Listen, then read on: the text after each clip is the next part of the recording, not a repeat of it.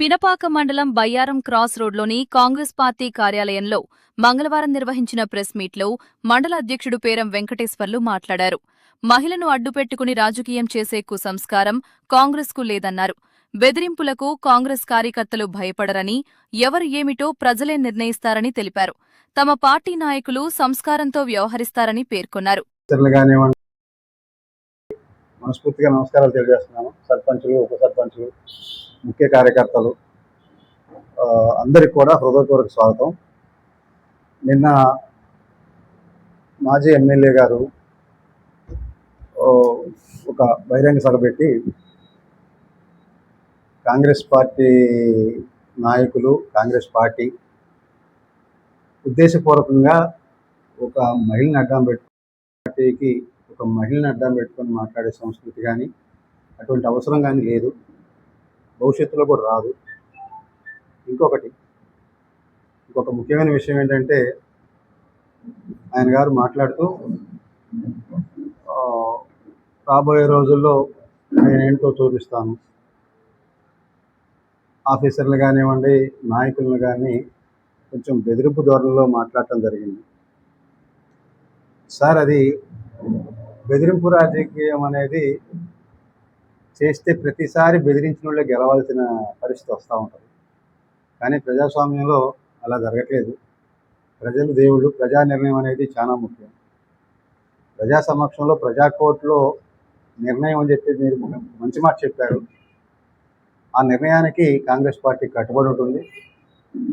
ఏది తప్పో ఏది ఒప్పో ప్రజాక్షేత్రంలో తెలుసుకుంటాం. మీరన్న మా ముఖ్యమంత్రి గారు కానివ్వండి, మా మినిస్టర్లు కానివ్వండి, మా ఎమ్మెల్యే గారు కానివ్వండి, కంప్లీట్ వీళ్ళేదో భుజాన్ని వేసుకొని మిమ్మల్ని ఇబ్బంది పెట్టినట్టుగా మాట్లాడుతున్నారు. దయచేసి ఆ మాటను మీరు వెనక్కి తీసుకోండి. కాంగ్రెస్ పార్టీకి ఆడపిల్లలను అడ్డం పెట్టుకుని రాజకీయం చేసే సంస్కృతి లేదు. మరొకసారి చెప్తున్నాను. ఈ విషయంలో పూర్తిగా కాంగ్రెస్ పార్టీ వ్యతిరేకిస్తూ ఉంది, ఖండిస్తూ ఉంది. Thank you. పల్లి సర్పంచ్ సమ్మయ్య గారు, నన్ను ఒక కుర్చీ అందుకున్నాయి బయట.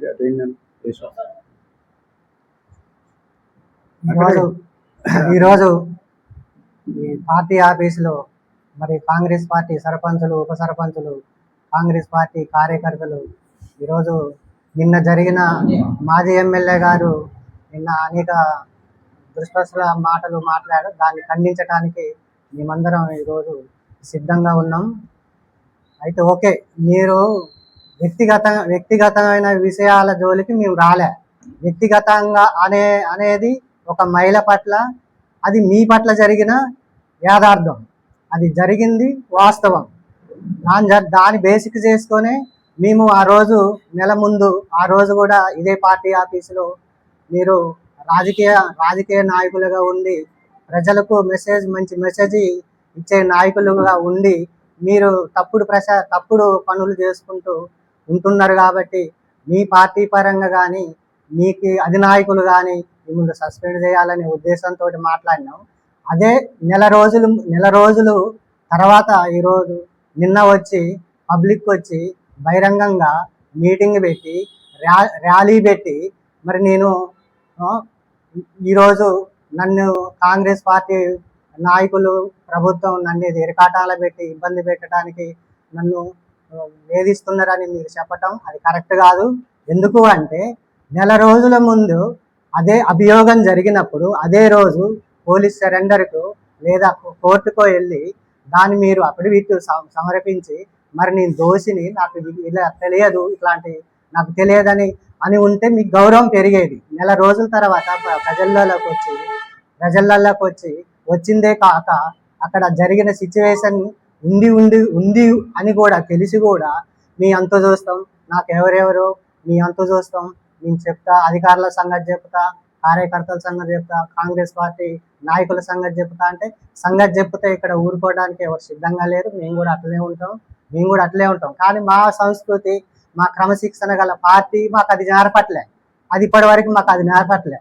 మేము నేర్చుకున్నదల్లా ఒక క్రమశిక్షణతో ప్రజలకు ఏం చేయాలా, ప్రభుత్వాలు అందించే పథకాలు ప్రజలకు ఎలా చేరవేయాలనే ఈ ఉద్దేశంతో మేము ఇలా రాజకీయాలకు నడుస్తున్నాం. కానీ గుండాయిజంతనం, బెదిరింపుతనం మాలో లేదని మేము ఖండిస్తున్నాం.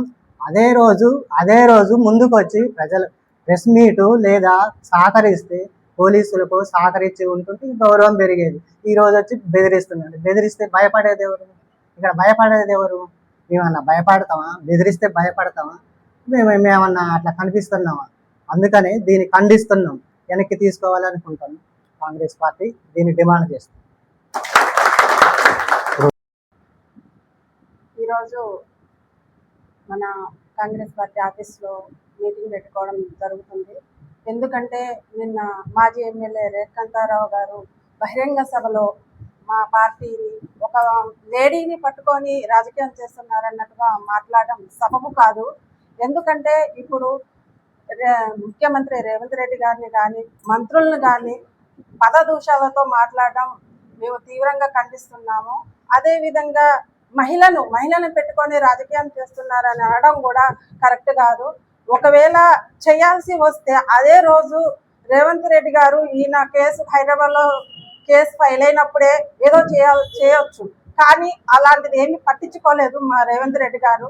కానీ మీరు అన్న మాటలు వెనక్కి తీసుకోవాలని సభాముఖంగా ఖండిస్తున్నాను.